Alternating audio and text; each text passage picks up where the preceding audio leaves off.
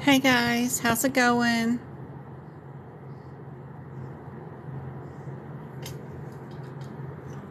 Gotta put y'all back up here in the crane.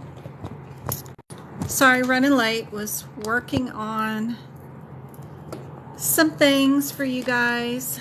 Let me turn off this heater so y'all can hear me.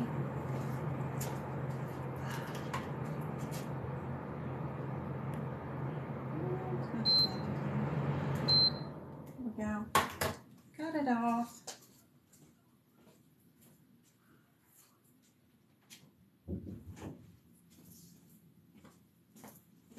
Twinkle and I are still working on that workshop. We had a glitch on our Zoom, so I'm trying to still get it back on to Zoom, but I've got it in, I've at least got the workshop here on, that we did on Sunday on video, and it's on my computer. So if I can figure out how, okay, yeah, we press play right there. So this is it. I'm just having trouble. Either I have to re-record it all the way on Zoom again, like just have a Zoom meeting open and then have a recording of a recording, or I don't know. I'll go on and post it onto YouTube and just let everybody see it. But I don't know what I'm going to do. But I gotta get it either back onto Zoom or at least I have it. At least it didn't get lost, so that's good. Twinkle helped me save it, but I just got to get it to where you guys can view it that purchased it. So anyway, that's what I've been doing today, is dealing with all that. And linear equations with Travis. Oh my gosh. Junior high homework is no fun, guys. Let me tell you, that is rough. Rough. You have some question examples from a HIMA. Is that something I can also email you over? Yep. You can post them in here one at a time, or you can email me them and I will get to them as soon as I can and give you some tips on those. I love the HIMA stuff. I've got, is it this email right here? I can't never remember, where do I log on to the HIMA stuff at? Which email address is it? But I bet it's this one. See, look, I was sitting here trying to do these dang linear equations. Those things are scary. All right, right here. I've got the HIMA's, I like their coding workbook, their clinical coding workbook right here. The only thing is you only get answers to every other question, but I like how their book is separated into beginning exercises, intermediate exercises, and then super complicated ones. Plus, they have longer cases, like, you know, longer little wordy questions, but they're still in alphabetical order. So I highly recommend this HIMA book. Even for CPC people, because I love how they separate it up into and build your strengths onto each other instead of all of it at once. You just start with the beginning coding exercises and then you move on to intermediate after you've completed all that. So that's kind of cool. I like that kind of staggerization, of course. That's kind of cool. But yeah, if you have some questions that you don't understand, you can also post them into our Discord group for help too. Our Discord group is super cool. If I can't get to your questions fast enough, you can put them in the CPC practice exam room, or you can put them in your CCA practice question room too. Either way, I do post some in here too for you guys. And then I give you the answers and the rationale too. And then everybody in the group can help you answer them too. So just depends. Whatever you need. If you need something super fast, I am super busy today, tonight. Tomorrow is Travis's 14th birthday. Thank you for the TikTok love. And then Wednesday I have another live free teaching. So I'm really super busy the next 3 days. So we're going to take Travi to hibachi tomorrow night for his birthday. And I helped him with his linear homework tonight. That was crazy. But whatever. I'm about ready to lose it over doctors and diabetes. So I'll use Discord. Doctors are telling you what to code. Hello, can we do some R&M, please? Can we see the video? What is R&M? Sorry, baking. My brain is fried, so super blonde right now. Showing my blonde colors. R&M. E&M? Maybe she means E&M. E&M? I'm doing well, Bells. Thank you. It's not online yet, so crafty. We had our video on Zoom and we had a glitch.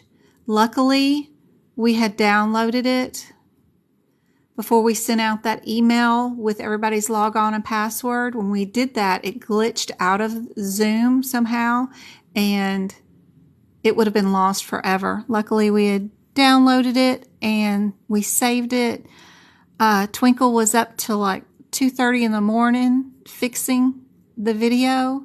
She sent it to me after work today that she had to go to, and I just now got it. And so now I'm trying to figure out how do I get it back up onto Zoom so that y'all can have the log on and password. But that's what's going on. You passed your CPC exam and you want to get another certification, and what do I recommend? I recommend, the most favorite right now for medical groups, it depends on where you're wanting to work, but congratulations on passing your CPC exam. Love it. Get your CRC. A lot of people are doing risk adjustment. A lot of the health plans are doing risk adjustment. As far as getting a remote job from home, that's your best option because you can work for a health plan, you can work for pharmacies, you can work for doctor's offices, all that stuff, and have the backup of the CRC. I think that's a great one to do. You just finished your CCS exam book prep. Bless your heart. I got to do some book prep for your PSC book, but I haven't done that yet. I got to do that. I've been saving them as a Google Doc, and that I thought I'd just shoot you. Oh, that's cool. Shoot away. I'd love to see them too. Anyway, I just won't be able to get to them tonight and tomorrow night for sure. Wednesday morning I might be able to. I don't have any tutoring that first thing in the morning, so I might be able to look at them on Wednesday morning. I'm always loving examples to see. Hey, Closet. Hey, Shawnee. Hey, Desire. Before too many people jump in, I emailed you today for clarification on something. No worries. I just have not had a chance to get to all that because I'm baking, love baking, and our head will lose their subscription benefit soon. Oh, yeah, but she's passing, right? She took her CPC exam. TickTok's telling me something about that. But she took her exam this weekend, so I hope she passed. Where do we find you? Website and exam stuff. All right. You find me at medicalcodingbyjen.com. And bring that up. One of my best friends today, her mama had a stroke this morning, so I've been all worried about her. She's in New York City, so y'all send good wishes to my pixie friend, Mama. That would be nice. If we could just think happy thoughts.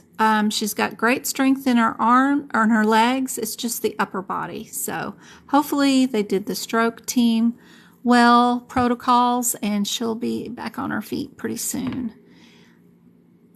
But to answer your question, where do you find all my stuff? Go to medicalcodingbyjen.com.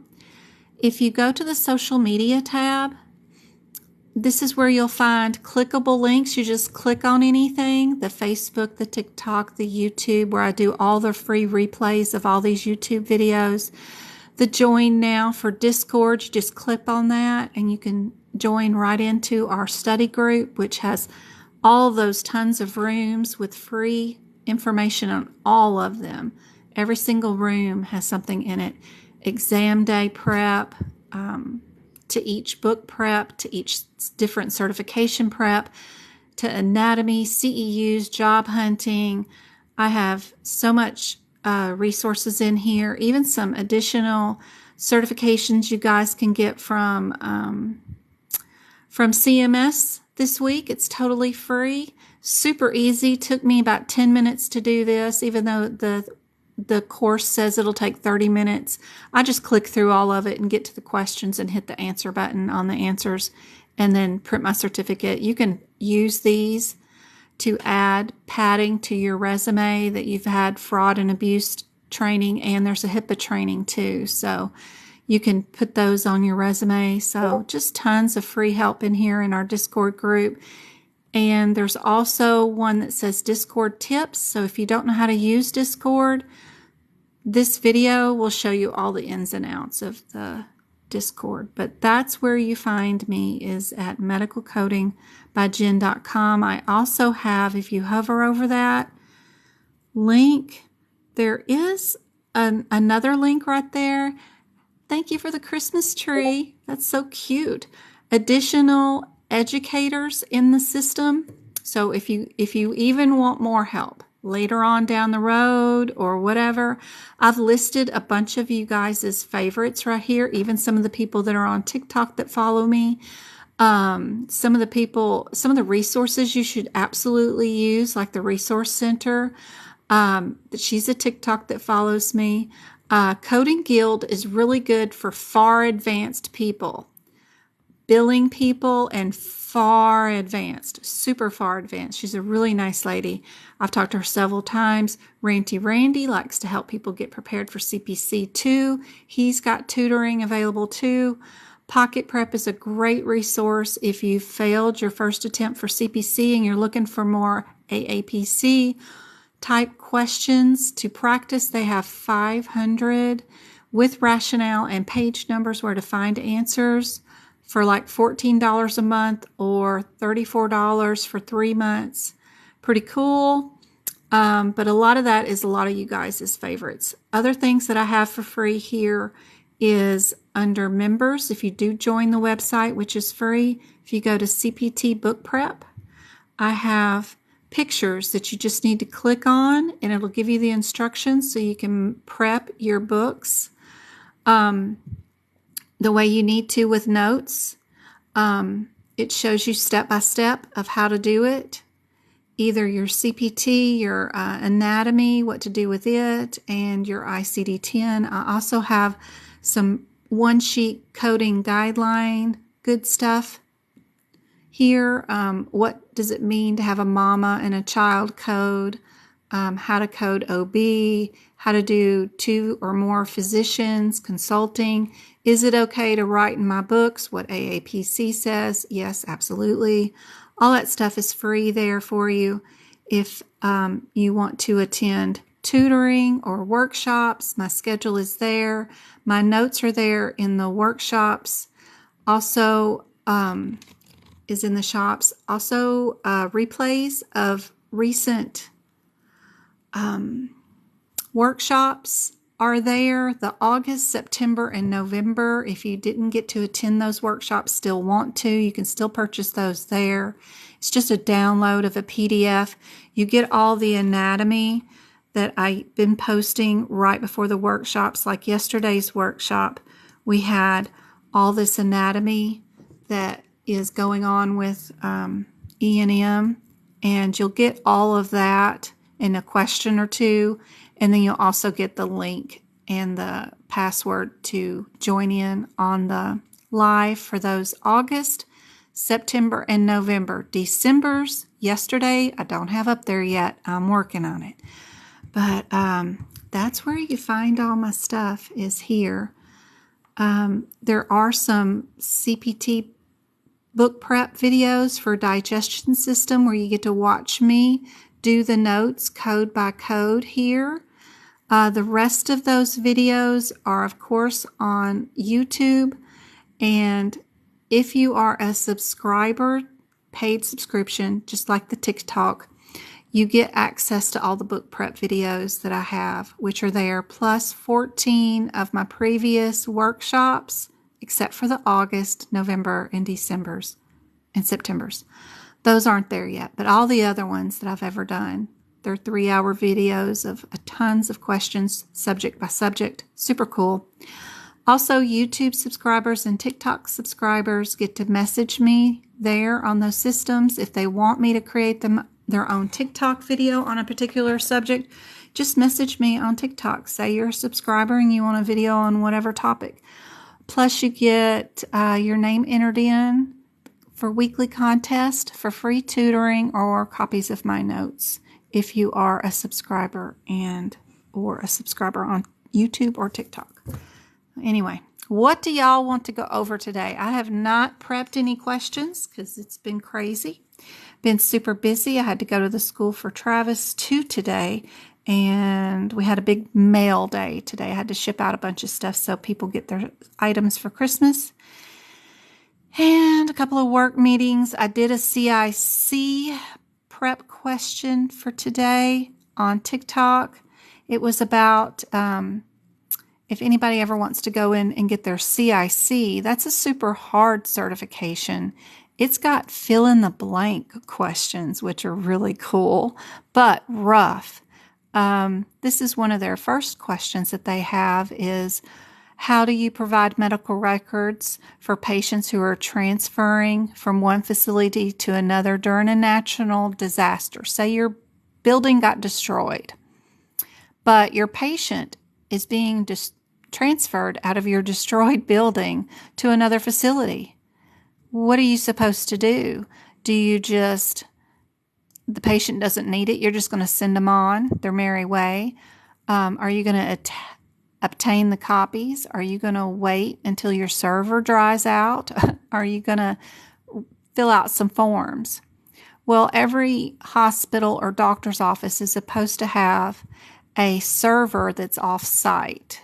So you can still get the records. You just have to get your IT people to get you access to the off-site server, and then you can download those records.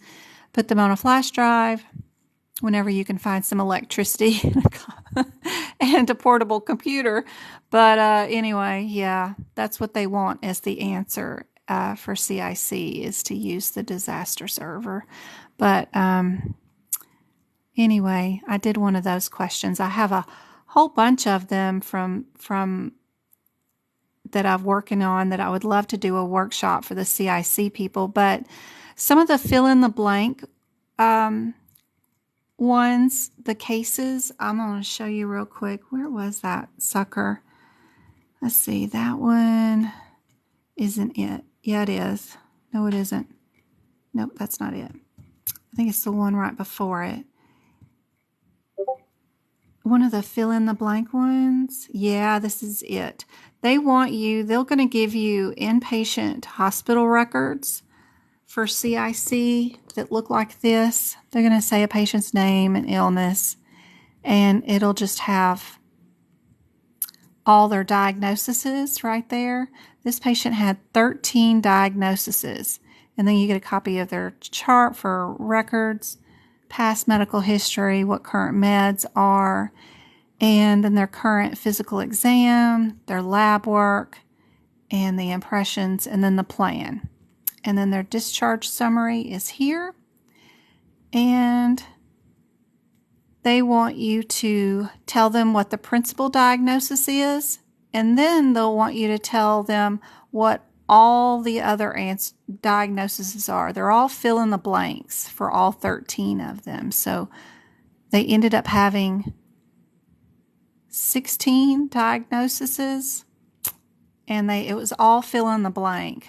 So that's pretty cool for CIC. And then this one would be your next one, would be the next patient. And then they only had like 5 or 6 fill in the blanks, but it was all diagnoses. What's the principal? What's the additional? And then you had to do that PSC right there, additionally with it. And I even have the answers of what each one of those digits is for, because you've got a section code, you've got a body system code, you've got a root code, you've got a body part code, an approach code, the device, and a qualifier code on a lot of these things. And adhesions have the same thing. But formatting got put off on that one. But I think it's kind of cool to see from another certificate how we can do that kind of stuff. But I've been working on formatting something so I could do some sort of workshop or something with the CRC. Twinkle was helping me with that one, and CPMA is another one, and then CIC. I wanted to help them too. Y'all want to do medical decision making for lab and path? That one's super cool and not bad. It's not too bad, not too hard. We've just got our same little, it looks almost like the E&M decision tree, you know, that we have on page 17 and 18, I think it is. But really, I don't really use this as much. I just go straight to, if you're in the 2022 CPT book, I just go to this right here. And what I've done is taken what I needed from there and put them right here on page 616. So if we're doing MDM for lab and path consultations, if we only have 1 to 2 labs we're consultating on, we're going to be in O3. If it's 3 to 4 labs, it's O4. And if it's 5 or more labs, it's O5. So it's not too hard. I just put those notes right there, and I think with any question, you're just counting how many specimens are in their own separate container and labeled is the main important thing. You might have 6 lobe biopsies or 7, I don't know, skin tag removals, but if they're labeled in the same container, then that's one consultation. If you have 1 lung lobe or 2 lung lobes, you know, they got to be in separate containers. So you have to just watch for that documentation in the question to see if they're all bundled together inside the one specimen container, or if they have separate identifiable specimens. Yeah, CIC looks hard. CPMA is your next one you're going to get. Awesome, Sandy. I've had 2 get the CPMA with me. One of them got her COC, and she was working on her COC but failed her first attempt. But she had an attempt for her CPMA coming up, so she went on and took that, passed it, and then went back and did her second attempt and got the COC too. But she did tutoring with me for COC, but I had the CPMA going on with her too. And then Jocelyn, she bought a couple of tutoring sessions for y'all after she tutored with me forever. I don't know how many tutoring sessions she had with me, but she got her CPMA after she got her CPC too. So I remember that. But that would be cool.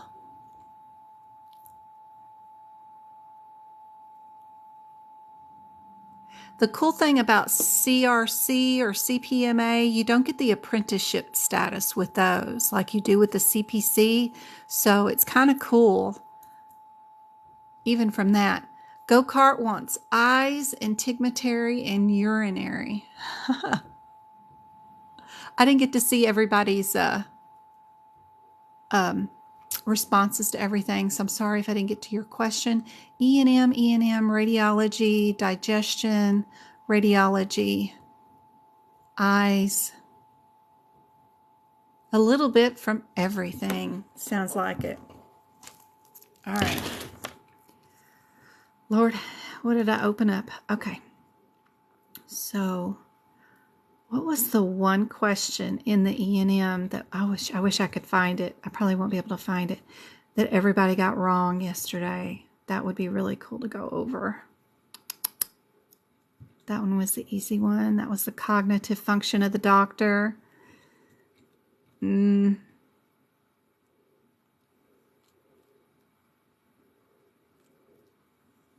This one. So if y'all were in the workshop last night, you already know the answer, so don't answer it. Let's see what everybody else can do with this one, and then we'll move on to all y'all's wish list.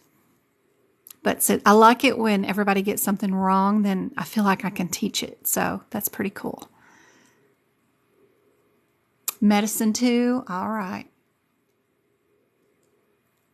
So, if a patient sees 2 doctors within the same specialty office, what factor will determine if a patient is considered a new patient or not? The doctor's office's hours, the last doctor seen, doctor subspecialty, or doctor treating the patient the longest?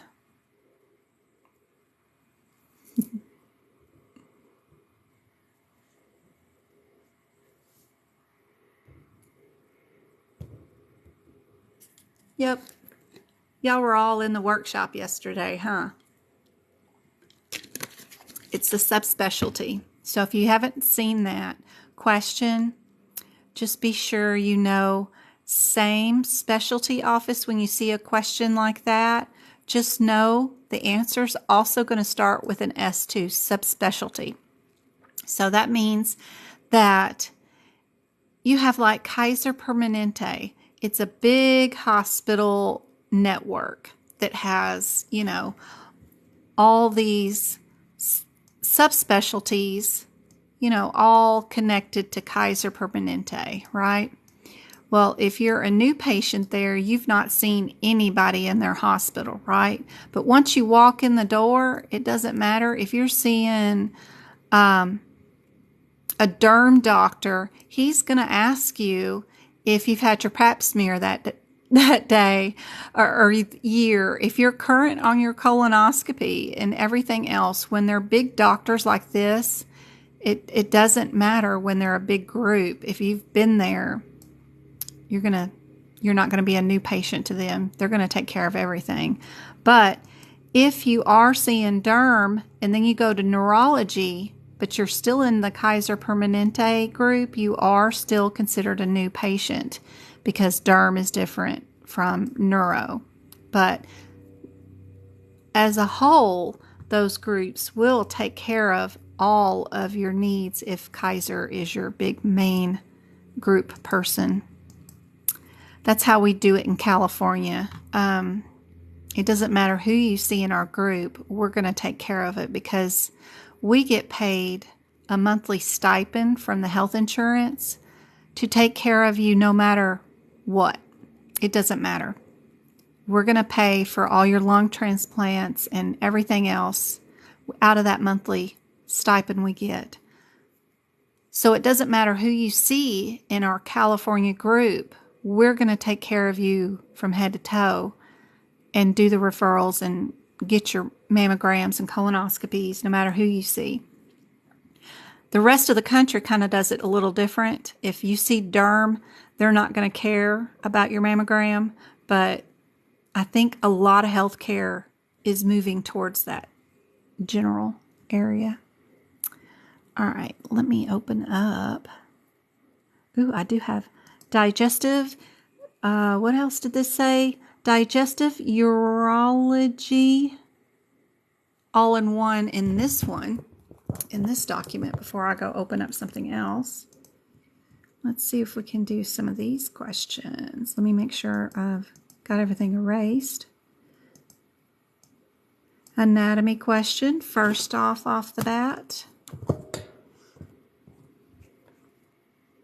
Right upper quadrant, abdominal area is what? I had this one open because it's the November workshop.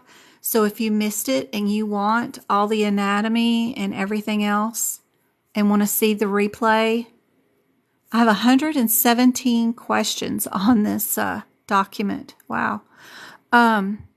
So if you ever want to watch that replay, you can still purchase it. Gallbladder. A.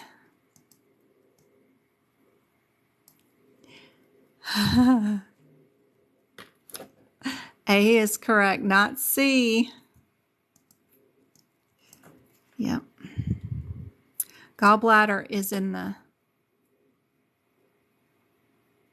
right upper quadrant too, but what did they ask? Right upper quadrant, abdominal area.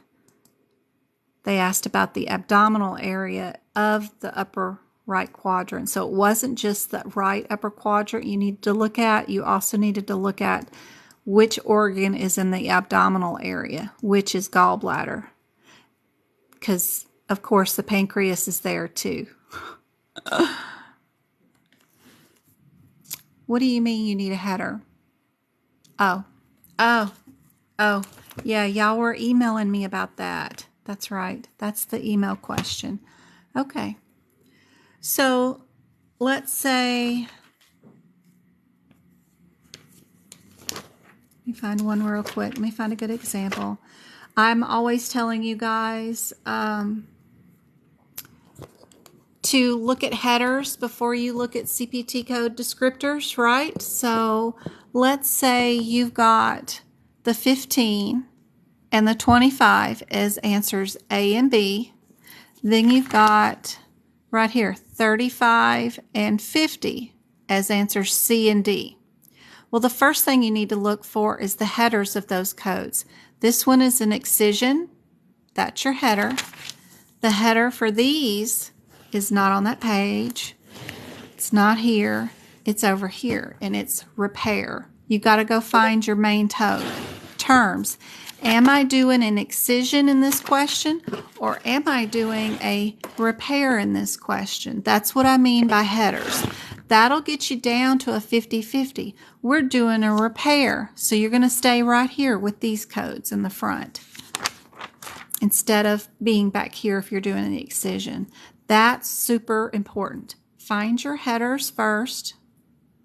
Clear that before you do your CPT descriptors. And if your CPT descriptor is a child code, meaning it just says, and it has that indented over here in just a few words, then you don't know what this one is because you have to go up here to Mama to see what Mama is.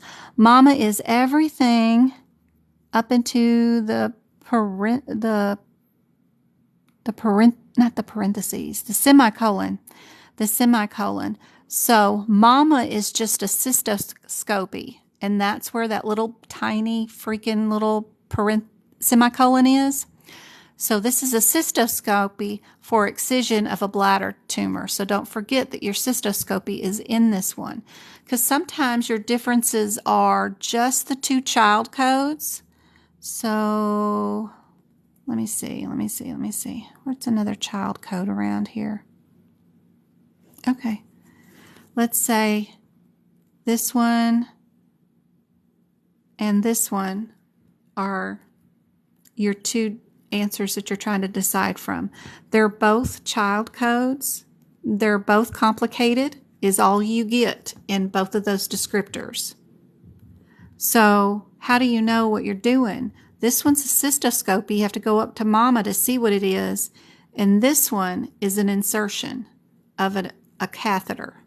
So are we doing a catheter or are we doing a cystoscopy, whatever?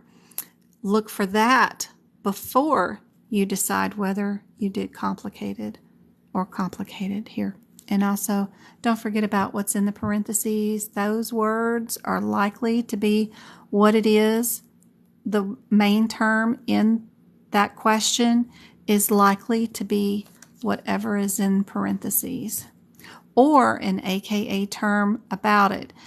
Sometimes I hear people, especially if they get exam C or H, they say there is nothing to word search. But the problem is there is, but it's not going to be the exact word. Like altered anatomy, well, you could rephrase that in many different ways. What is an altered anatomy? A congenital issue, a fractured body part that's altered because they had a car wreck. If you can't think a little bit outside the box of what some AKA terms might be, like Foley is a catheter, or, different little outside terms that might mean the same differences. Secondary repair means that they had prior surgery on the same thing before, that they've already had an anterior vicro, whatever this is, plexi. They've already had this done, and now they're having a secondary repair on the previous one. So you got to have to think outside the box of what some different alternating almost like words. I found another word the other day. So what's another word for incision if you are trying to avoid saying the word incision? You don't want to say scalpel.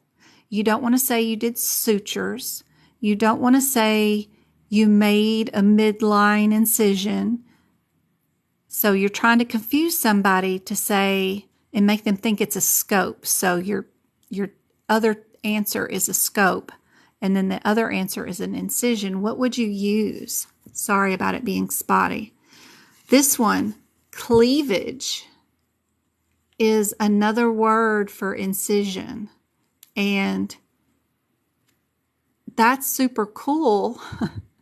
But how many people know that that's an AKA word for incision? Probably not very many. So that's something else I need to write down in my notes somewhere, is that an AKA term for incision could be cleavage. And also look for, if they did stitches at the end of the surgery, then you know they did an incision. So always look for Vicro, the name brand of the stitching, and that can help you figure out if it's that way or not.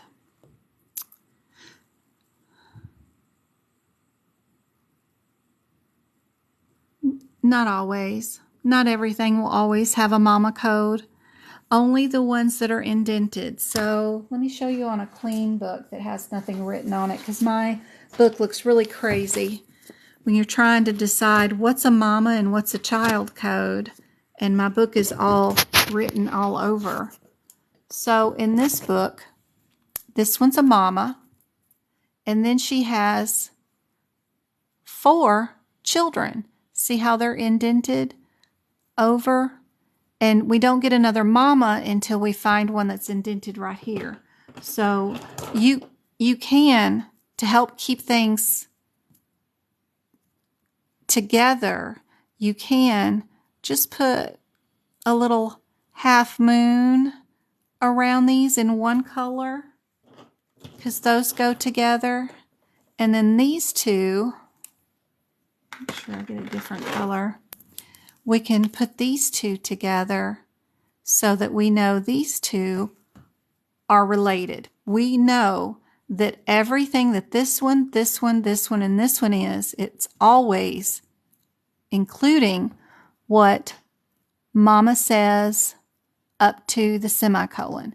Mama is different from the semicolon on. So this is what makes mama different.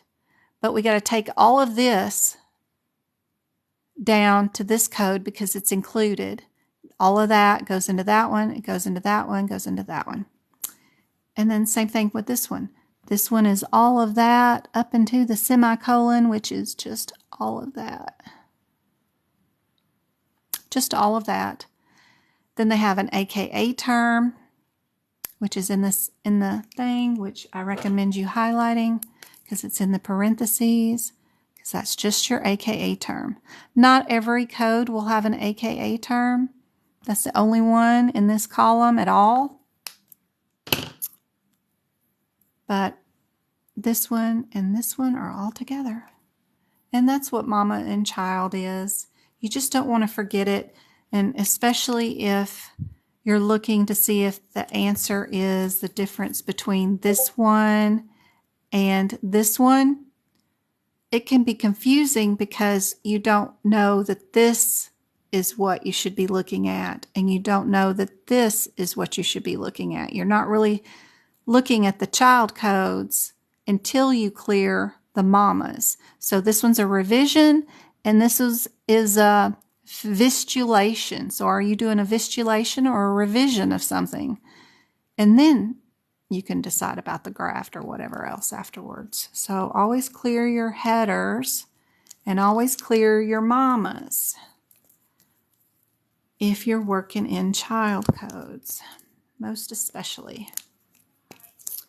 The headers make a difference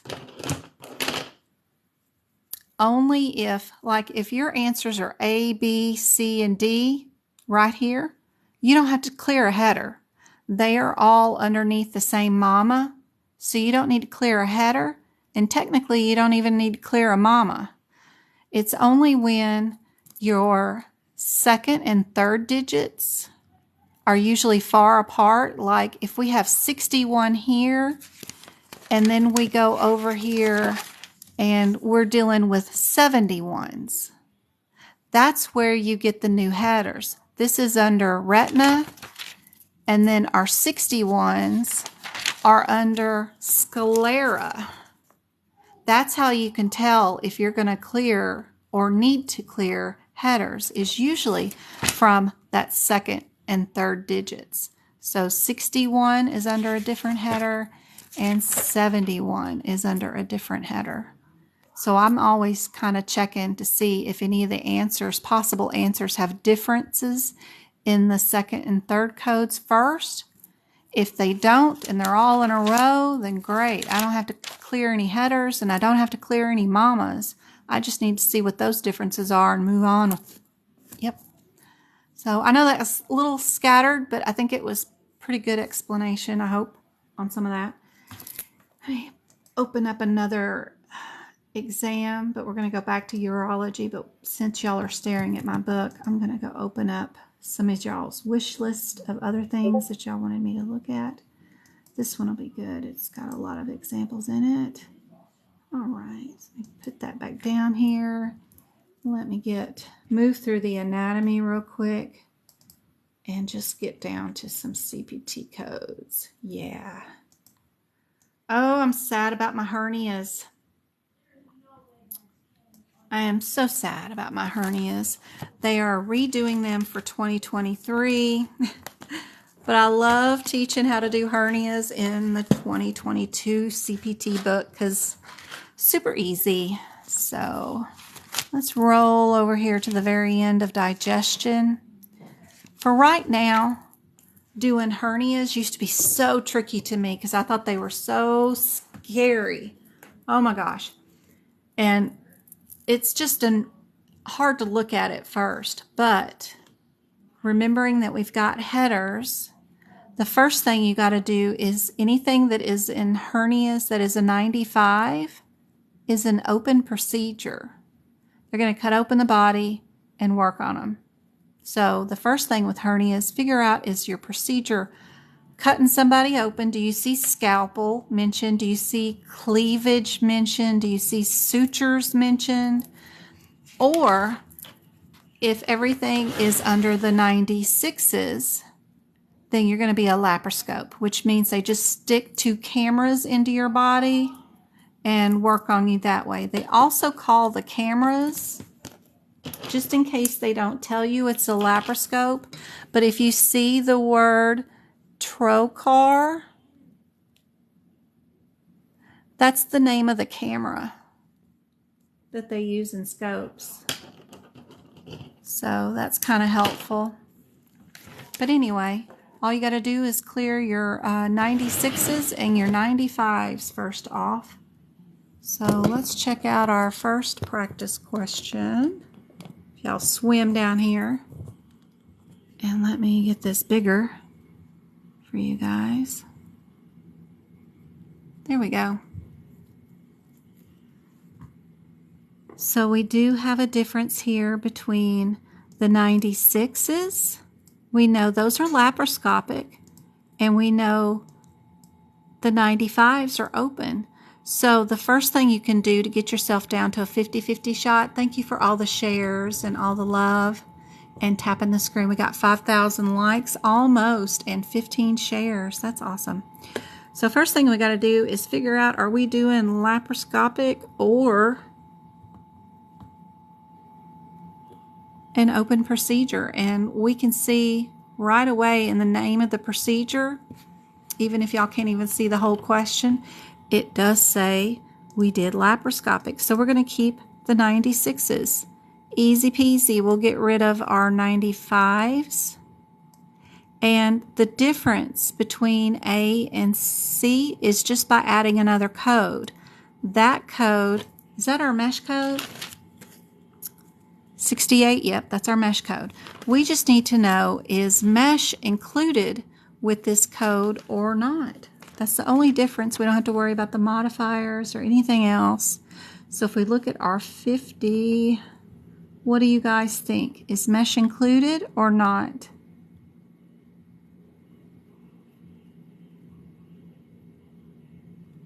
Is there anything in the descriptor that tells you?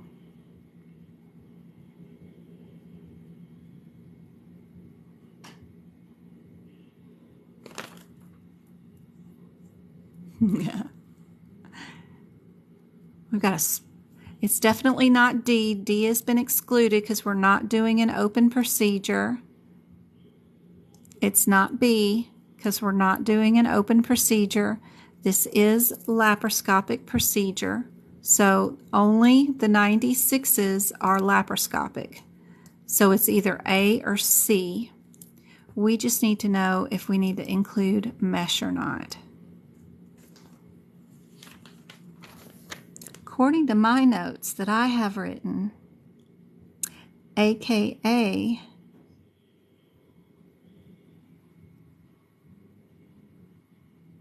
yeah, it's okay to use the 50 bilateral. They do use a balloon dissector, and it includes mesh. I have it written down twice. So we don't need the mesh code. Everything is included all together. And that helps to avoid you from reading all that mess of this long question. And you can pick out the answer super quick just by looking at the very first line right there. And then having a note written right next to that 50 that it includes mesh. Be sure and get that in there. That way you don't accidentally add mesh when you don't need to.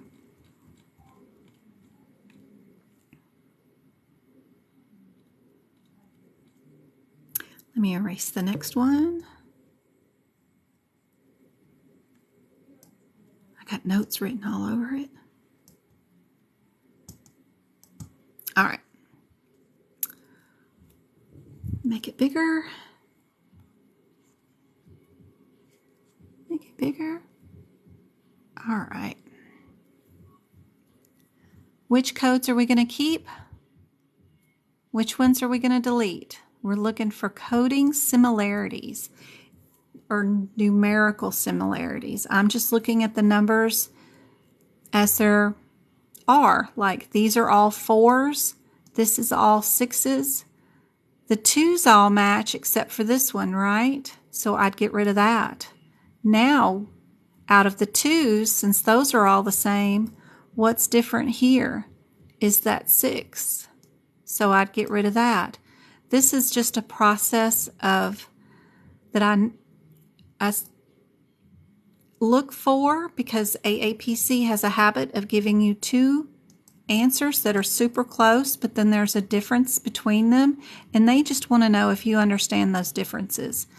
I like to look at those two codes first as far as answers, possible answers, and see if I'm under the right header, if I'm under the right mama, and if I am, great, then that keeps me from looking up 4 codes. I can only look up 2. So let's run to 46250 and see what's going on in it. 46250. Oh, yeah. You will get asked about these things. 46250. We are under the header of excision. Excision. That's all I wrote was EX over there as our main header. 50 is 2 or more external, and 55 is internal.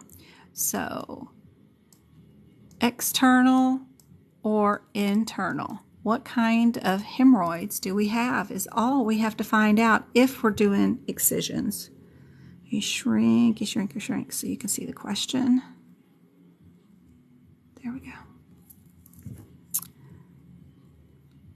So I am just checking to see if I can find internal or external. And are we doing a removal? Yes, we are.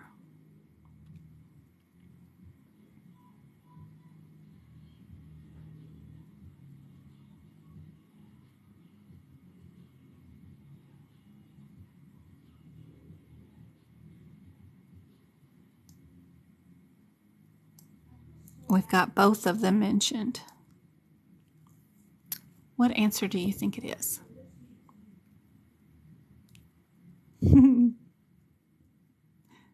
Yep, it's going to be your C.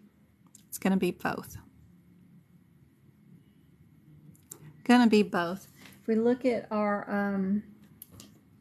code descriptor for 55, I picked up internal but didn't read further and say and external. It does both. I should have noted that. I didn't notice that. I was just looking across the room at the book, but this one does. It's a combo. It does both. So this one was just external and this one was our combo. My bad.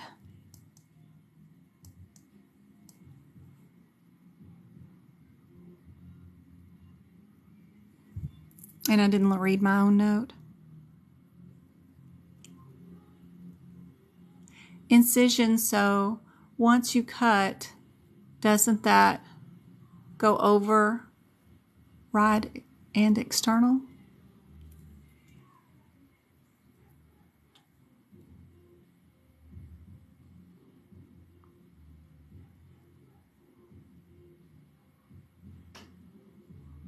Sorry, I'm just searching the question for that word. What did you say?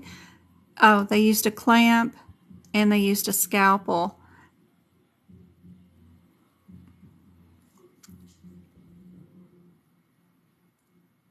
Incision. So once you cut, doesn't that override the external? I've seen doctors scalpel them hemorrhoids off externally. So, you know, maybe it's true for what AAPC wants for their questions, that automatically is going to be internal. But as far as being clinical and doing these procedures in office and in the hospital, we used a scalpel externally all the dang time. We used it on everything. It don't matter if it's internal, external, we're going to scalpel it off if we can, especially if it's not going to be a bleeder.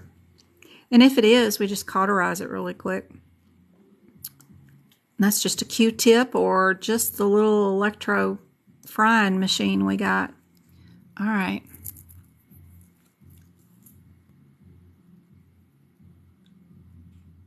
Yes, if like they start a scope, but then they end up cutting, don't we just code the cut? Yep, you're exactly right on that question. Absolutely.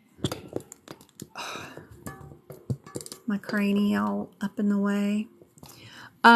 Absolutely. If we start off laparoscopic, but we end up opening the body and doing the procedure as an open procedure, we only code the open procedure. Yep. All right. We've got a difference between the 85s and the 88s. So 453, 85, and 88. They're super close, I believe. Probably under the same header, so we don't have to worry about that. One of them is ablation. One of them is snare. 85 is snare. And this one is ablation. And this one is ablation. So we just got to see our differences between those two.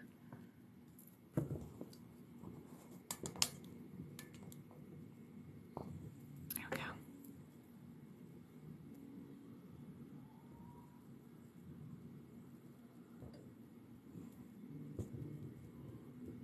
What do you think of this one?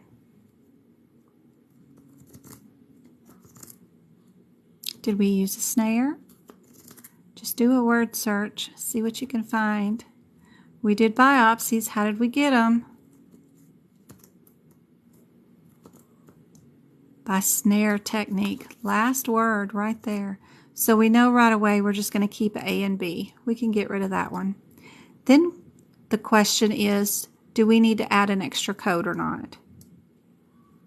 Did we do a separate identifiable procedure with this one? Can you code that one with that one?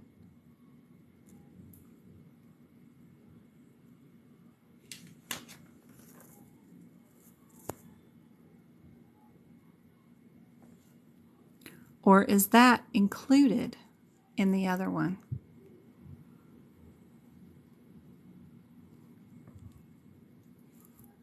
Because the snare technique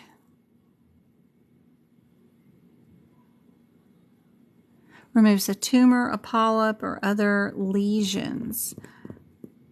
This is biopsies. Biopsies generally are included with removal of lesions, but resected depends on the definition of the resection.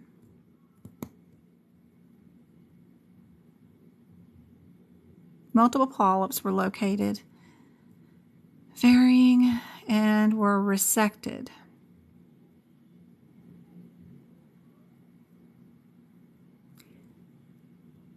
We did random. Our terminal ileum, and we used cold forceps, different instruments, to do our biopsies. Then we grabbed another instrument, which is our snare, and we did these resected lesions. So, like an intigmatary, if you do an excision of an abnormal spot on somebody's skin, you don't bill a biopsy with it because anything you cut off the body, you send. But if we do an identifiable separate procedure, that's the only way we can use the 59 modifier. That means we did something like an intigmatary. We used the instrument that's kind of like a pencil for a punch biopsy. We put it on your skin and screw around, and it's got blades here in a circle, and then the skin goes up into it, and that's called a punch biopsy as you're just screwing down on the skin. So that's a separate pencil instrument, but then we also use a scalpel and stitched you up afterwards and cut out another procedure. If you do punch biopsies, that's one instrument, and you set that down, and then you grab a suture kit and a scalpel for the lesion. So with that, we would bill the 59 in two different procedures. This right here has cold forceps and a snare. That's two different types of instruments. And we do get to bill the 59 and the extra procedure. Normally it's very unusual to do that, especially back here, but I think this one is. Yep, they are all child codes. Yep. And, you know, we have that. They're all under the same header. They're all under the same mama. And the only way you can bill two child codes under the same mama together is if those two child codes have totally different techniques and instruments used in those. Absolutely. This ileum also is a different part of the body where they got these biopsies, where they did this snare technique to get these resected polyps was in a totally different area too. So that's another thing to think about, is we were in a totally different part of the body and we were removing polyps with a snare, which is a totally different instrument. And then we were also in a different part of the body doing biopsies with cold forceps. So that's two totally different procedures in totally different areas. And it is unusual. Yep. It is unusual. You normally do not, and you know, most of our questions, we really do. If I say there's two child codes under the same mama, we don't bill them. It's usually just the one by itself. But this particular question is unique. It's one of that 1% where, you know, nothing is always 100% encoding. Y'all ask me all the time, is it always going to be like this? Well, you know, there's always a little exception to something. And this is one of those exceptions where you would code two children codes together. It is unusual. It is. But hopefully that helps. Two different locations and two different instruments used to gather those items out of the body. These are just random biopsies, and these are actual real pus-filled sacs that are bulging in the colon that, if left alone, they will eventually turn into cancer. So they do get those removed. And it's a removal. They have to resect it out of the colon. It clogs up the colon too and makes it not as much room for stuff to pass through there, depending on how big they are. So it is a bit of a procedure depending on how big they're attached, or if they got just a little piece of it attached. But yeah, that's totally different. And they're doing it with a snare technique. They're trying to, it's little claws that come out and just pull it all away. They usually come off the sides of the colon pretty simply. And then this cold forceps is using cryotherapy just to slice a little bit of every little part of the ileum around there. They'll just randomly stop if they see anything red or irritated, or if it all looks healthy no matter what. They've already planned to do that, so they'll just take some random samples wherever they feel like it. And it's just kind of slicing with a cold scalpel. Yeah. I hope that's helpful.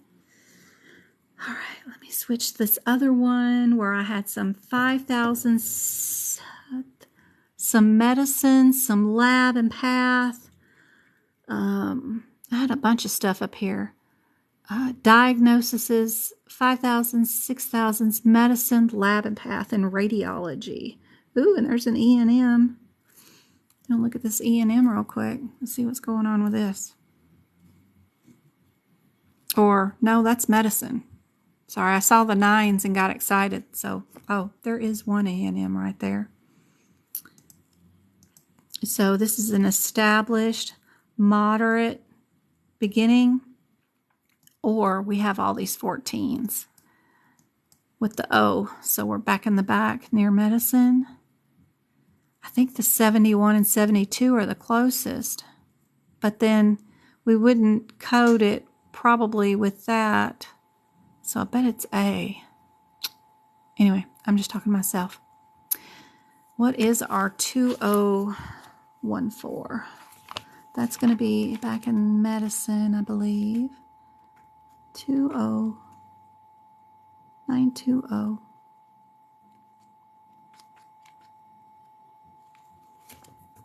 Gosh. 920. 14. Eye exams. Awesome. So we have an eye exam. That's cool. One's comprehensive. Yep. That one's comprehensive eye exam. Is that what we're doing today? Let me test that theory out. We're doing a comprehensive exam with who? Yep, ophthalmologist. Or ophthalmologist.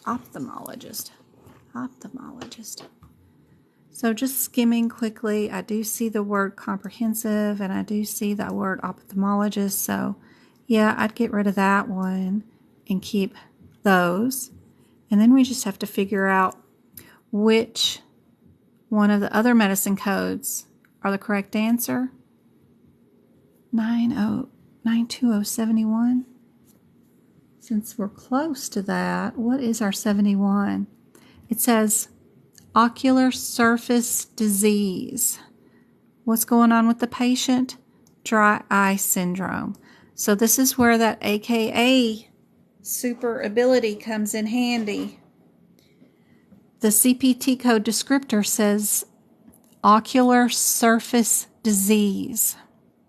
Well, if the surface of your eyeball gets dry, then you have dry eye syndrome.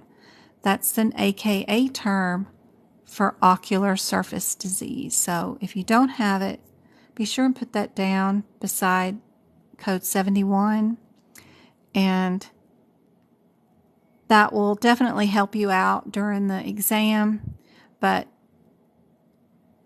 if you think ocular surface disease and then they're calling this a syndrome, you might bypass that and not think it's the same thing. So they are tricky with their words for sure. Thanks for the subscription, JS. You will definitely be put in for the drawing for free tutoring for Friday that we'll be doing. So good luck. And if you subscribe for a second month, then every month you get 2 entries. If you're a subscriber for 3 months, each month I'll put your name in 3 times, so on and so forth. Same thing goes for the YouTube subscriptions too. Each month you just kind of build on how many entries you get put in for. So this one most definitely RA. You're taking the HIM course. Awesome. I hope you love it. I hope it's helpful. I hope it makes a difference. Let's try another question. All right.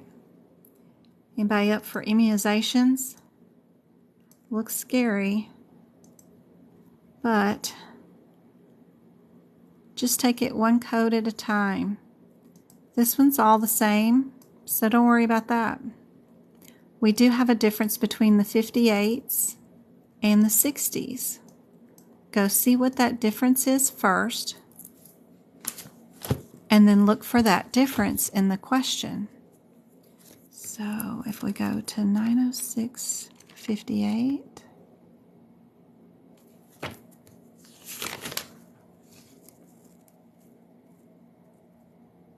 58 is influenza split virus.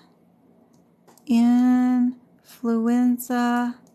and it's split. 60 is influenza trivalent live virus. Live and tri. Let's see what was ordered. Gotta shrink it down so y'all can see the question. Whoops. Hopefully I didn't lose the question. Where'd we go? What happened? Oh, these touch screens. Okay, we're gonna go back to home and go undo. I think I deleted all of it. Oh my gosh. That was crazy. Okay, back to draw. Go there. The best thing Windows ever installed was the undo button. I will stand on a rock on that one. Okay. So our influenza is live. So we will be keeping our 60s. So that means we get to get rid of A and D.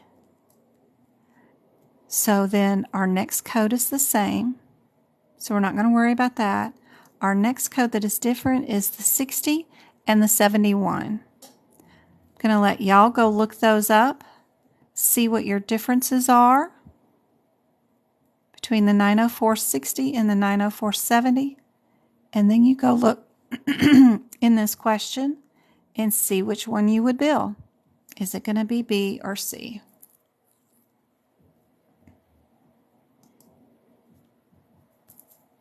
You see counseling in here? Did we do counseling? Everybody saying 60?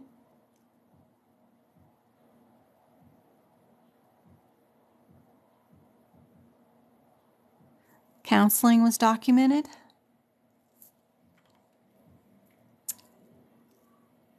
It doesn't matter about the sub-Q. The difference between the 60 code means the doctor counseled the patient. 70 means the doctor just ordered the vaccines and there was no counseling. Counseling needs to be documented for vaccines. That means that the doctor went through each component of the vaccine, told the patient the risk of getting the vaccine, and also got told the risk of not getting the vaccine. I'm sorry, I'm not doing battling right now. I'm sorry. I guess that would help and boost my TikTok, but I don't know. I think that would be a distraction for right now. But I would love to battle or do a TikTok collab with any other TikTok coding teachers out there. Anybody that wants to teach the subject would love to do a duel or a collab with somebody. That would be fun. Anyway, so there was no counseling documented in this question, and they would say the word counsel or something, an AKA word of it. So, and we normally don't ×1 anything anyway. AAPC doesn't, but a HIMA might. But anyway, answer is definitely C on this one.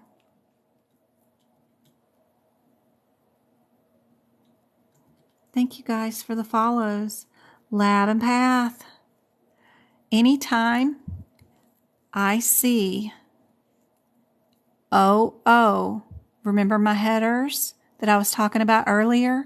My second and third digits?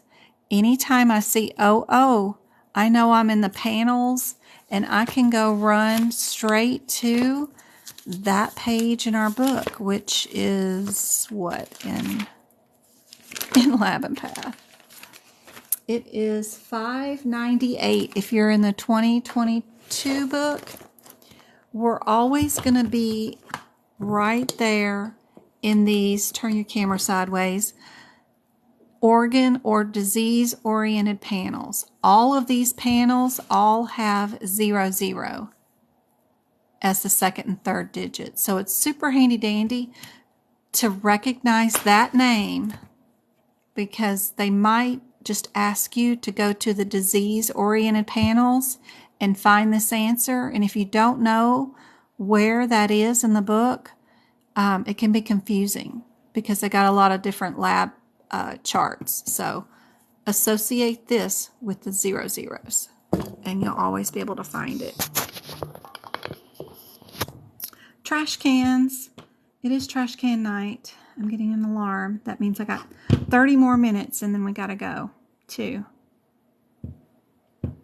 Don't forget, if you need to know where my repeats of all these lives and everything else is, be sure and go to medicalcodingbyjen.com, free website. Just go to the social media tab.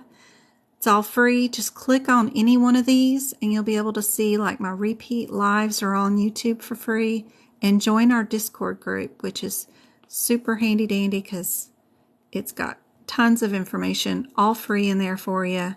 You've got all these rooms with practice exam questions, anatomy help, job help, you name it. Everything is, they're completely full of tons of information for you. And if you have a practice exam question, you guys that are taking courses and you need help with a specific question or answer, post it in here. Somebody's always in here and can help answer questions. And I even post practice questions in here with if we have one that we're working on and y'all want to work on it together with the rationale. Just tons of people in here to help you out, and it's all free. Can't say enough about our study group. It's super, super handy dandy. Okay. For this lab and path, I know I'm going to be in the panel, so I'm going to come here first. We've got 3 that start out with the 53, so I bet our answer is going to have the 53 in it. I like looking for that. It's just a pattern that these exams seems to have. There's a reason why they're picking the 53. They want to know if you would code it by itself or if you need to add an additional code. And if you do, what would that code be? Would it be this one or that one? That's all they're asking in this question. C is just fluff in there for you. So let's see. What's our question? So if doctor orders, and they will, they're always doing that, order a basic and a comprehensive panel together, what would the answer be? So be sure when you're at these panels to highlight the name of the panel. Like this one's basic and this one's comprehensive. That'll help you out. Each of them have a name. Be sure you know that. And let me see. What was that long question? Hey, Jen, thank you for responding to my email today. I need more practice in lab and path. Oh, you're welcome. Thanks, Jessica. I love helping, and boy, we have built over this year and last year, most of last year. I started this in April of last year, before this year, and we have built a huge community. So we have a guideline tied with this. You can't bill 2 panels together if they include even one of the same individual exams or test in it at all. And as you can see, the basic and the comprehensive, you have to go code by code or whatever. Basic starts out with calcium.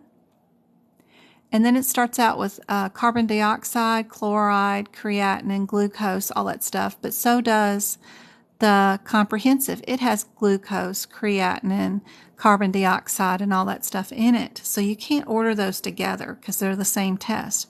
But there does happen to be one test that is different from the other one, which is that calcium. In the comprehensive, they call it total, but in the basic panel, they call it ionized. So that one difference is the one test that you can code individually and then order the comprehensive because the comprehensive has everything else in it. So luckily inside these panels, they do give you the individual code with each one of the tests. So you know you can use that 30 with the 53 code because that's just the different calcium that this one doesn't include. So you know your answer is going to be D. You might have several of these type of questions on your exam. The other ones that they like to do this on is the hepatic panel, which is over on the other page. Or they also call it I call it hepatic, but it's renal panel, renal function, which can also be called hepatic, which can also be called the kidney panel. So be sure to know your AKA terms, but it's the code with 69 on it. And they also like to combine it with the electrolyte panel, which is the 51 number of the CPT code. Or they do the OB panel with urine pregnancy test. So those are quite popular on the exam. But yes, D is your answer. Let's see what else I got underneath here.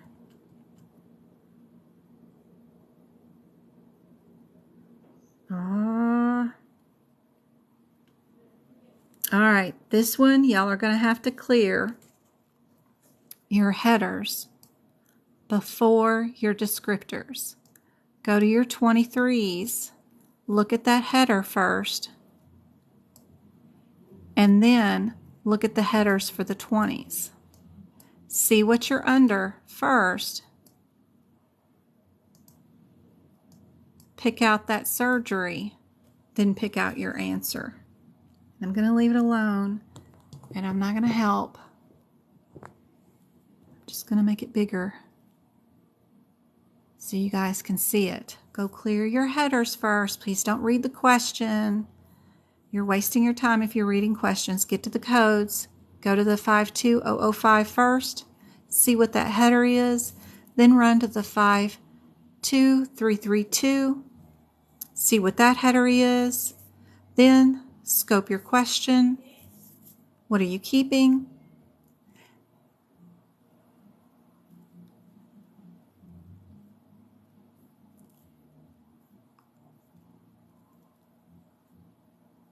Thank you, Sunshine. You're awesome. 3 days a week, I do 2 hours of free teaching from the exam point of view. So if you're going to take any medical coding certification exam from any source, NHA, HIMA, AAPC, I teach you how to tackle each question on the exam. So which two answers are we keeping, guys? We keeping A and B or C and D?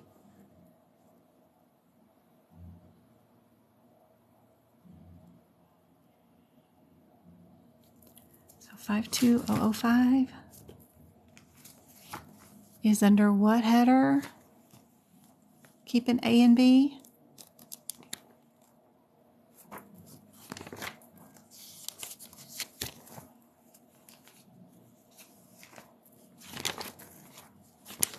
Says I wasn't going to look. 52005. This is urethra and bladder. And 52332.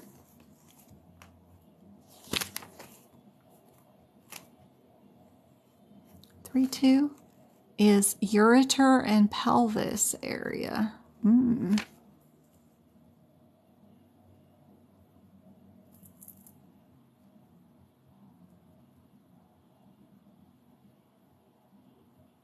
Yeah. All right. We're going to get rid of C and D. Then you just have to decide, are we going to use a 50 modifier or not? Does your CPT code descriptor have a description underneath the 3.2 that says you can use that modifier? Which one is it? 3.2, 3.2? Where's 3.2? 2.3, 3.2. Got lots of do nots. It is unilateral. It does not say anything about if bilateral you can use the 50. but my notes do.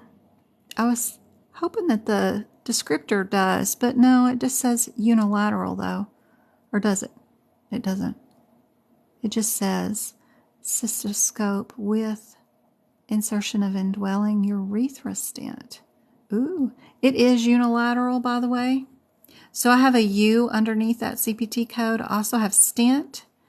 And then I put above it that it is for an obstruction. And if it's bilateral, it's okay to use 50 modifier. They're usually using alligator forceps with stent placement. The guidelines at the beginning of the section. It's super important. If that guideline is up there, is anybody going to remember or have time during your exam to remember that all those codes include the modifier, or we can append modifier 51 or not? It's best when they have a dash there, go to each one of those codes. There's 10 of them, and put down that it's okay to use your 50 modifier or your 51 modifier. Any kind of guidelines that do that. We have a big one in cardiology. I always show off that one on page 249 down here at the bottom. This one's important guideline because it's not near the codes at all, and it covers a lot of codes. We've got 45 codes right there, and then these are individual codes, but you need to go to each one of those and put down that they all include imaging guidance, and they include the interpretation and reporting. So you can go to each one, and what I did was I put includes radiology, and I know that that includes interpretation and reporting too, but you can write that. But it all includes radiology, and it's a lot of codes that you have to go through and write. But then you do skip some of them because some of them don't. Some of them do. So you just got to take it one number at a time. So that's super important to get your notes updated like that. Just one. Whoops. No Bixby. Don't turn on Bixby. Not at all, but there's your answer on that one. It is B.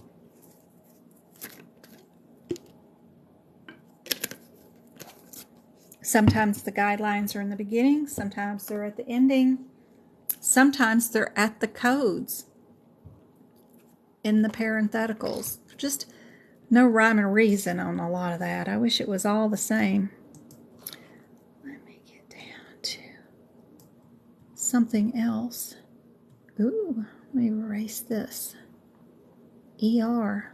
Nobody's ever in the ER, but this person is. Just erasing my notes. Okay.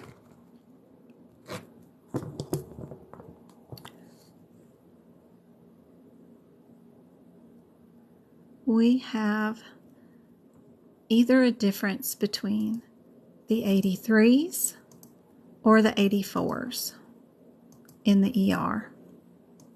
So we can go look at our differences. We're not going to have to worry about new patient, and we're not going to have to worry about time. These are just going to be components of the medical decision making for the physician and the risk level of their decisions and the impact it can have on the patient and the physician if they're wrong. So 84 is expanded problem focused with moderate, and that was 83. 84 is detailed. So let's clear that first, since that's our first code. So we've got patient in the ER, and I'm just looking for their history and exam. We have a detailed history. We have an expanded problem-focused exam, and then our MDM is moderate. Are we in 84 or an 83.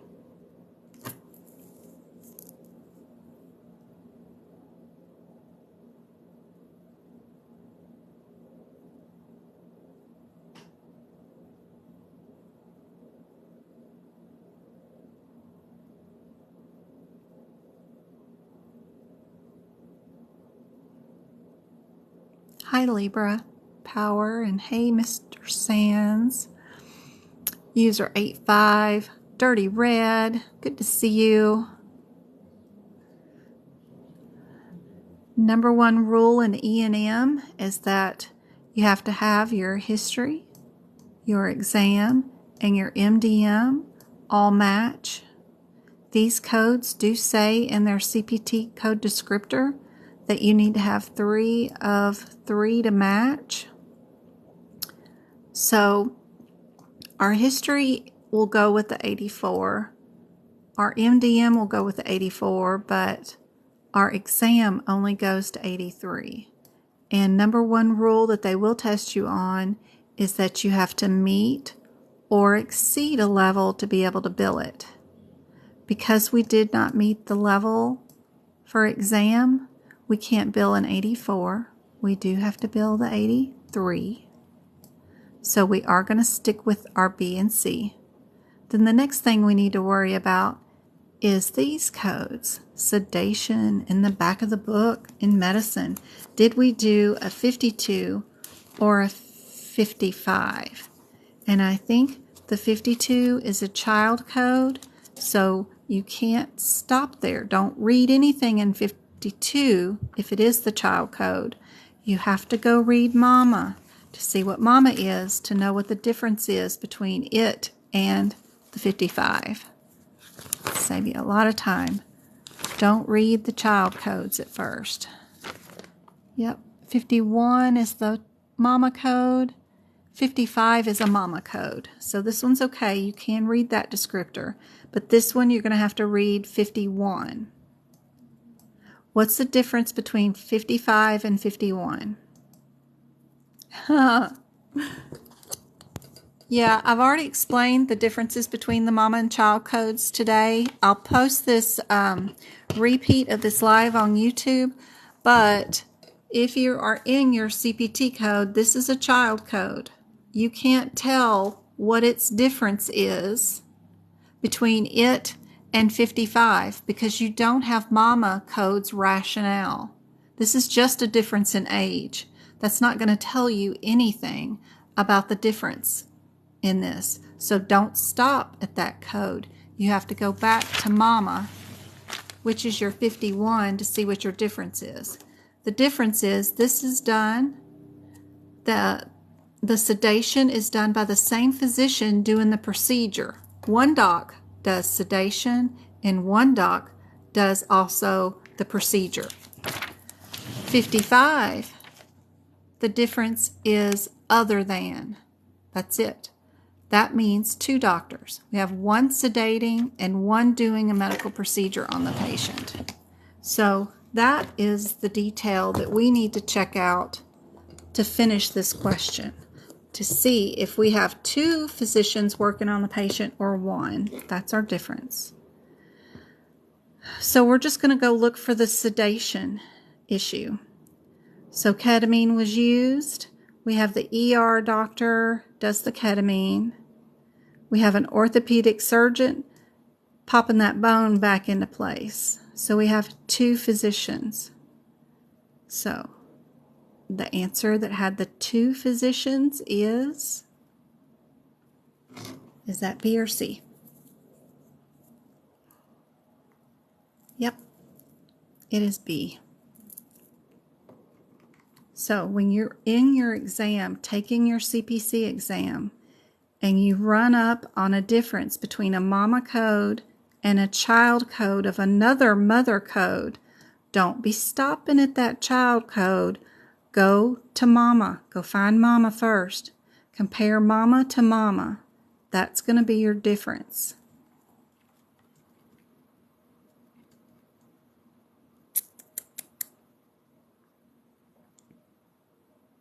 All right.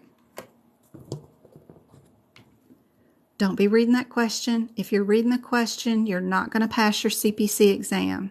You need to compare numbers first. I promise you, this is the way. Any Star Wars fans out there? This is the way. Do not read questions. Absolutely do not. Train yourself to never read the questions. Compare numbers. Find two codes that look similar. Whatever. We have two that are 95s. I might start there. We have two that are 96s. We might have different headers, right? See what your differences are. Skim the question for those differences. Get rid of two based off that. Then compare the other two. You're going to keep A and C. Okay. Then what's your differences between the 67 and the 70? If one or the other is a mama or a child code, be sure you know to go look for other codes around or descriptors. Let's see, where are we at? 965?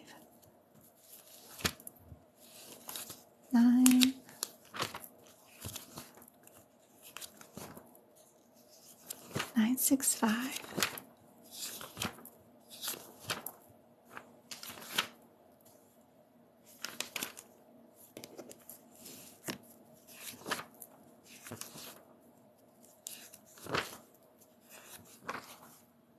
You like the 67? It's an add-on code. Can we use an add-on code for something? What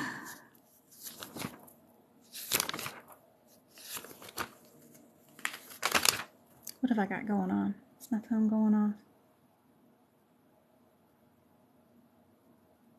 Just making sure it ain't Twinkle fussing at me. 965. 67. And then our 70 is an add-on code. Good job. Good job. 67 is it. If your code has a plus symbol in front of it, that also is a dead giveaway that is not going to be the one and only answer. It's just going to automatically, you don't have to read anything. You know right away your answer is going to be that. Those are never the first or primary procedure codes. They're always secondary. Let's see about this one. Don't read the question. Go to those numbers first. Compare those. A lot of times with lab and path, it's not what you're doing, but it's the specimen. Did I collect the specimen with a Q-tip swab? Did I collect blood? Did I collect gastric fluids? Did I collect it from something else? A lot of times that's the difference, not the name of the test.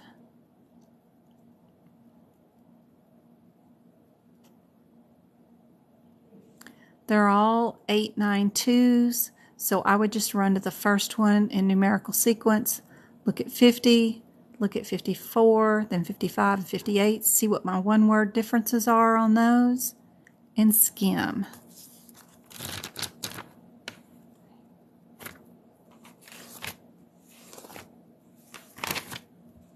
See if I can word match. What answer do you think it is?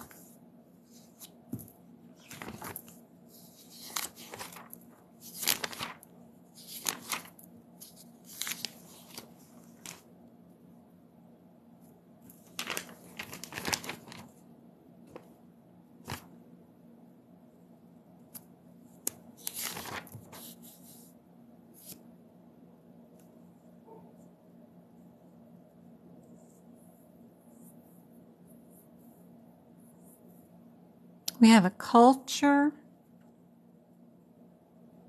We have follicular fluid. We have transfer. and we have embryos. Those are my one-word differences in all those codes. And yep, all you had to do was match up your follicular fluid. You didn't need to know the name of the exam or anything else out of here. You just had to match up the follicular fluid. Very good. Very good. Lots of B's. Cardiology. So we've got the 03s and the 15s. Let's see what our differences are. 933.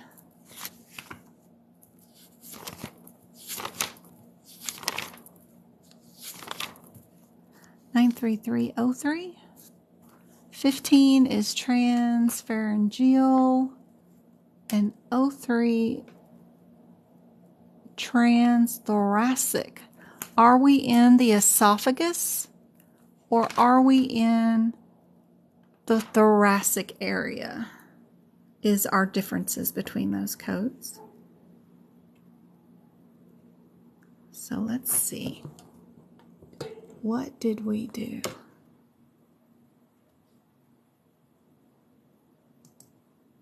I see chest wall and chest, aka thoracic,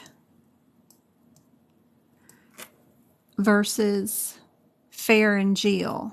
Pharyngeal is we're going down the throat. Thoracic is on the chest. So knowing those AKA terms will really help out a whole bunch in figuring out which is which. So we're going to keep A and C. So you guys tell me, do we need the 26 or not modifier? Do we need it?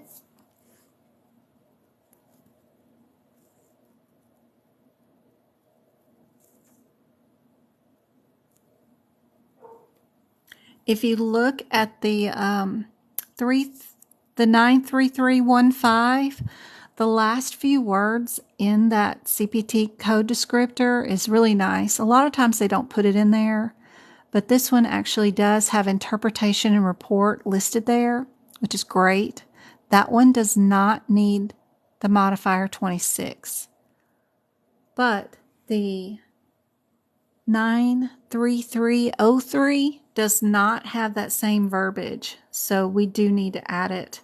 Now, are all CPT code descriptors that plain and day? No. There's a lot of them back here that don't say they include interpretation and reporting, but they do. It's in some guideline somewhere, and you got to go move that info over there to it. So don't rely on that every time. But these codes are a great example of, and it would be lovely if every code was that plain and day. Would be, if it's not written, then it's not done, then great. But anyway, this example is perfect for that. We do need to add the 26 because the interpretation is not there. But we have a lot of codes. I mean, just your chest x-rays, your femur and leg x-rays, they don't say they include interpretation and reporting, but they do. So there's a lot of codes back here that don't say it, but do include it. And it's not technically in a guideline somewhere. You just got to know. So it gets a little crazy and hairy sometimes. But that's why we make the notes every time we find a question that gives us that information that it is not included. We need to add it. We put those notes underneath that CPT code, just like we will for that 03. That way we know we need to add the 26 if they want an interpretation and report.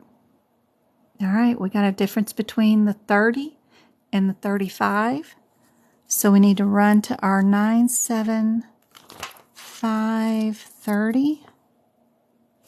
See what that difference is first. 97530. one of them self-care, and one of them is therapeutic activities. So we just need to know, is the patient learning how to self-care, or are they working on an injury to repair one injury? What's going on? So let's check that out. What do you think? Don't read it from beginning to end. Just skim. What's the patient learning? Kitchen appliances, one-hand technique.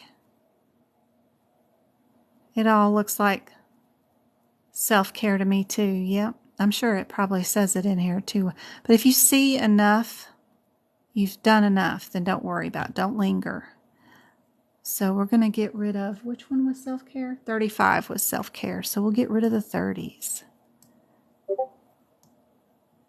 Now we just need to decide, are we using one code or two? The patient has a diagnosis of hemiparesis due to a CVA. We doing one diagnosis or two? Yeah, it says self-care there, does too. I knew it did somewhere, but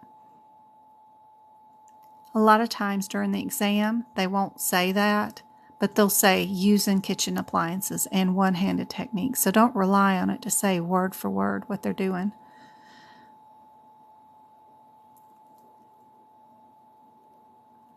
Y'all open up that ICD-10 book and see what I-69 says. I-69.959 actually says hemiparesis due to CVA. It's all in one diagnosis. So don't assume that a diagnosis that is written out and appears to be two different diagnoses like this is two diagnoses. That'll get you in trouble during the exam. The commonality in both answers is this I-69. Go look it up. Verify that it has both of it in it or it doesn't. That will save you time. Don't go look up the oddball, because I'm sure it says hemiparesis, and then you'll think, oh, well, this one must mean CVA, and you'll go on and pick it still. Go to the common code that's in both. Check it out, and you would know that D is your answer. It's just one code. We have not too many combo codes in our ICD-10, but we do have a few. When ICD-11 comes out next year, or the year after, we're the only country on the planet that is not using ICD-11, but when it comes out, it's going to have a lot more combination codes. And we'll be able to code joints instead of just the bone. So we'll see a lot more of that as time goes on.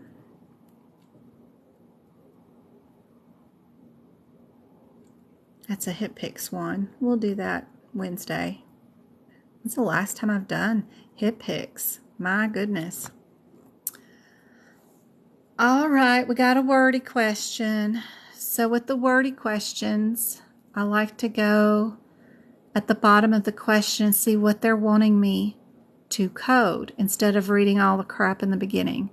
Which vessels would you pass through to place a catheter into the right middle cerebral artery? How would you find that answer in your CPT book? It's there. You just need to know where the answer is. Where would the answer be? Thank you for the follows. I hope I can help you out to pass the medical coding exam. Thanks for all the hearts. We got 5,000 likes. It's awesome. 20 shares. I think that's a new record. I don't know if I've ever had 20 shares. I think my highest likes was like 10,000 one time. Yep, we're going to go to Appendix L. My lovely Appendix L. I can't wait to start working on this thing again.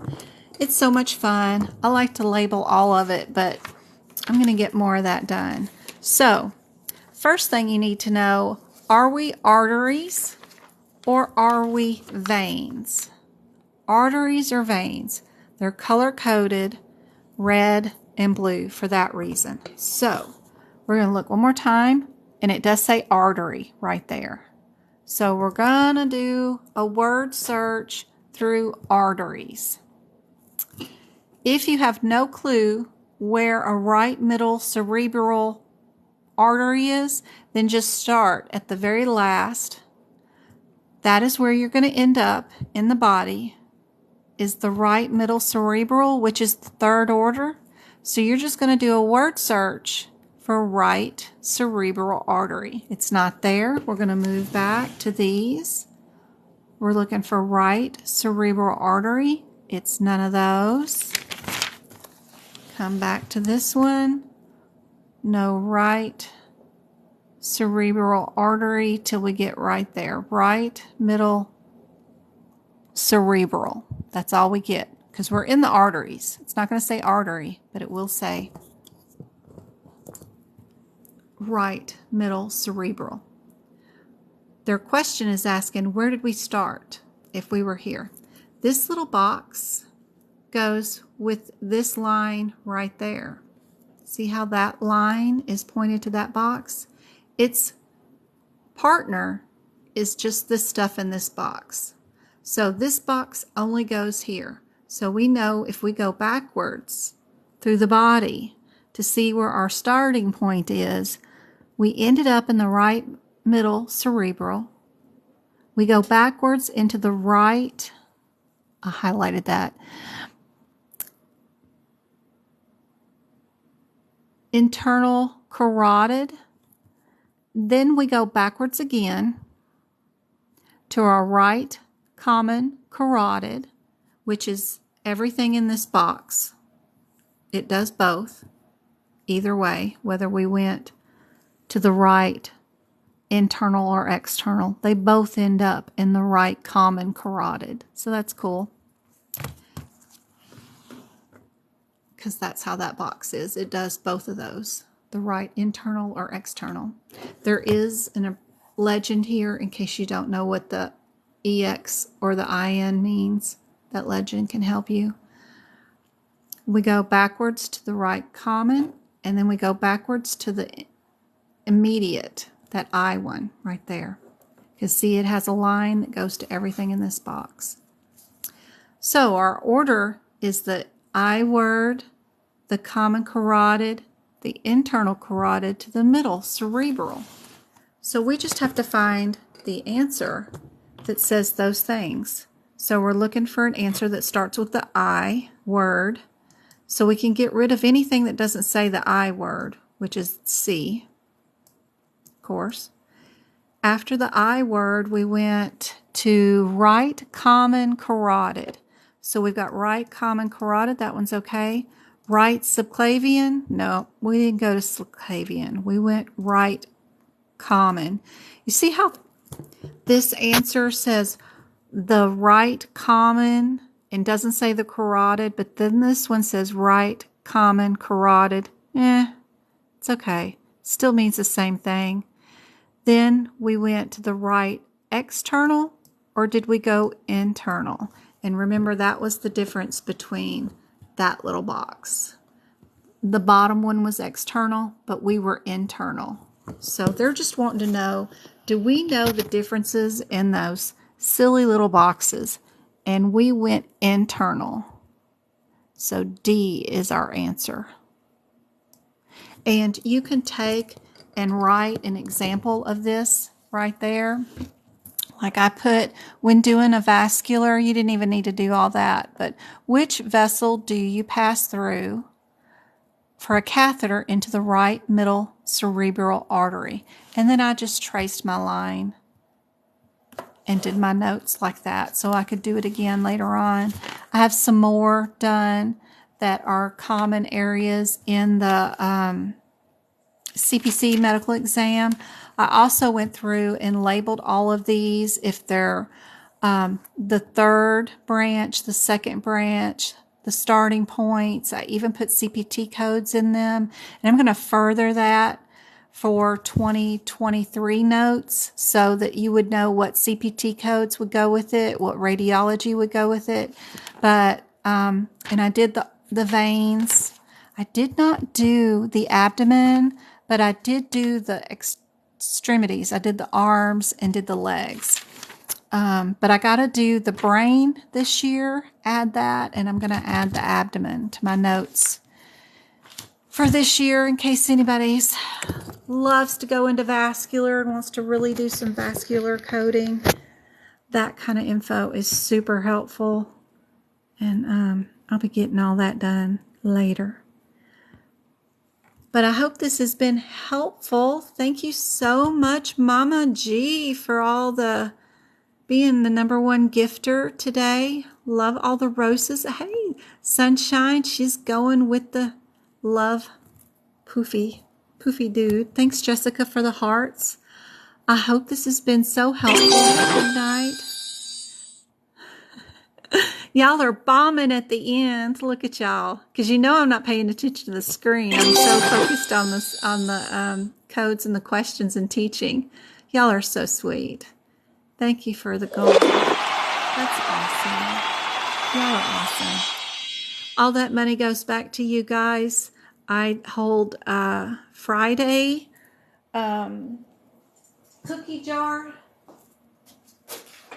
drawings. I have my kids draw some winners. So I've got everybody from the TikTok and the YouTube subscribers. Each month you get your name put in our cookie jar. However many times you've been a subscriber each month, I just build on it. So if you've been a subscriber 1 month, it gets your name in here. If you've been a subscriber for 2 months, each month you get 2 that next month, and then 3 names in there the next month. If you want to enter for free, just email me at medicalcodingbyjen.com. I'm not keeping up with everybody's email addresses or anything. I don't have the time, but just email me and put raffle in the header, and I'll add whatever name you have on my email address on a sticky note and throw you in on the drawing, and we'll do another drawing this Friday. It's just medicalcodingbyjen@gmail.com. I don't know where my sticky note is right now, but I still have some people I got to get some notes out to, right? And Chavez gets the tutoring, right, from last week. So, still got to get that scheduled, I think. But my brain is fried. I've got to go work on the workshop and see what I'm going to do with it and get that posted. Work on Wednesday's live and questions for you guys to work on. And Travis's birthday, his 14th, is tomorrow. And he's acting all of his 14-year-old age. He's doing so good, though. When will we get the E&M video? Good question, Baking. I don't know. Would you guys, if I posted up on YouTube right now, it would be really difficult to put the email addresses of everybody that paid for it in the YouTube thing and have y'all guys only be able to look at it. If I put it back on Zoom, what I'm going to have to do is I'm going to have to play the video, which I have here, and make another Zoom recording. So I would have to do like this right here, what I'm doing right now, and just start playing it and do another Zoom that will record it. And then I can send y'all the email link to the Zoom and the password, but it's going to be a video of a video because it's out of Zoom. It got glitched out of there. Luckily, we had it recorded. I can post it on YouTube free for everybody, and then everybody can have access to it, but I don't want to make people that paid to attend upset that, oh, it's here for free. And I don't know. I don't know what I need to do, But either I'm going to have to record a recording or I'm going to have to post it on YouTube and put everybody's email addresses in there and only let those people have access to it.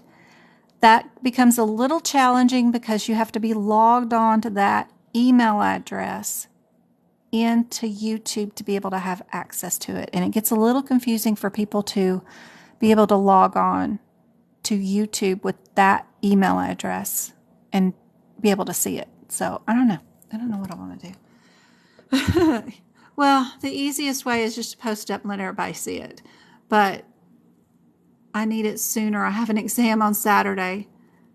And see, my problem is this is 3 hours long, so I have to be here and record this to re-record it for 3 hours to get it back onto Zoom. And it's 9 o'clock tonight. You know, I still have stuff to do for tonight. Sorry, the kids. And then tomorrow's Travis' birthday. And then, you know, it's just delaying y'all being able to see it. So my son will be 13 on Thursday. Oh, another Sagittarius.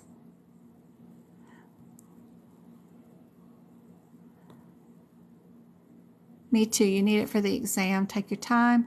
Whatever you guys, I don't know. I need to do a poll. I don't know. Does anybody care if I just post it onto YouTube? It'll be there in like 5 minutes. And just think of the $10 is just helping support me and creating the 3 hours, because it's just Twinkle went through there and got rid of all of our beginning conversations and everybody's screens when they started talking, and it went out of their screen and went back to here. So she's got it down to just the questions or just the vocabulary words for you. And that way it's more efficient. You're not sitting there watching me trying to figure out stuff. Unfortunately, we do not have the video of it showing my book at the same time.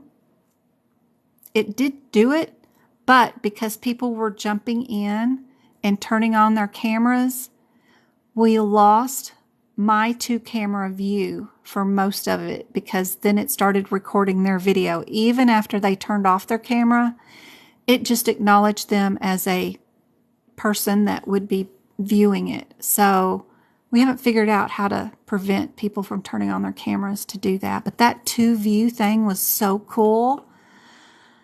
Or do I wholly redo the whole thing by myself, where I do the Zoom and redo all these questions so you have the 2-book view, the 2-camera view, and just redo it by myself solo and recreate it? I could do that, but Lord have mercy.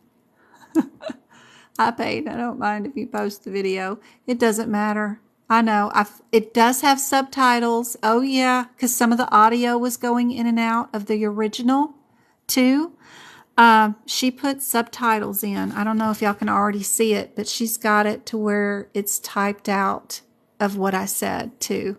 So she did a lot of work on it. I feel bad. And don't want to make anybody upset that paid for it, but